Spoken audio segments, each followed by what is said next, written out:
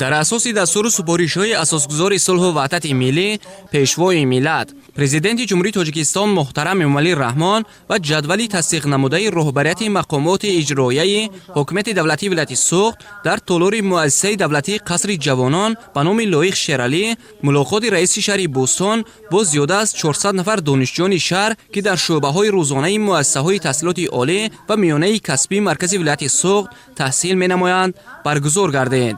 дар кори мулоқот муовини раиси вилояти Суғд иштироку суханронӣ кард. ҳозирин зимни суханронӣ иброз доштанд, ки яке аз омилҳои муҳими рушди ҳар як кишвар дар радифи дигар арзишҳо захираҳои инсонӣ аз ҷумла ҷавонон маҳсуб меёбанд.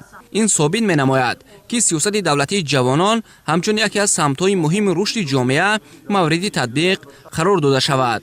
сиёсати давлатии ҷавонон бахши ҷудонопазири сиёсати иҷтимоии ҳукумати ҷумҳурии Тоҷикистон ба шумор рафта, аз системаи тадбирҳои иҷтимоию, иқтисодӣ, сиёсӣ, ташкилӣ ва ҳуқуқие иборат мебошад, ки онҳоро мақомоти давлатӣ бо мақсади фароҳам овардани шароиту кафолатҳои барои ташаккули иҷтимоию инкишофи ҷавонон ва ҳарчи бештар амалӣ гардани нерӯи эҷодии онҳо барои манфиатҳои тамоми ҷамъият татбиқ менамоянд.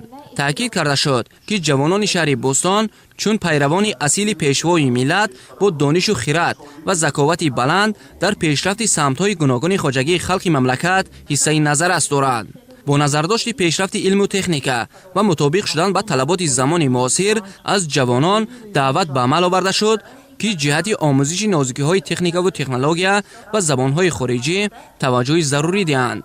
аснои суханронӣ бо сипосмандӣ аз ғамхориҳои сарвари давлат ҷавонон қавл доданд, ки донишгоҳро бо баҳои хубу аъло ва рафтору интизоми намунавӣ хатм карда баҳри ҳифзи марзу бӯми кишвар ва пешрафти соҳаҳои гуногуни хоҷагии халқ заҳмат мекашанд.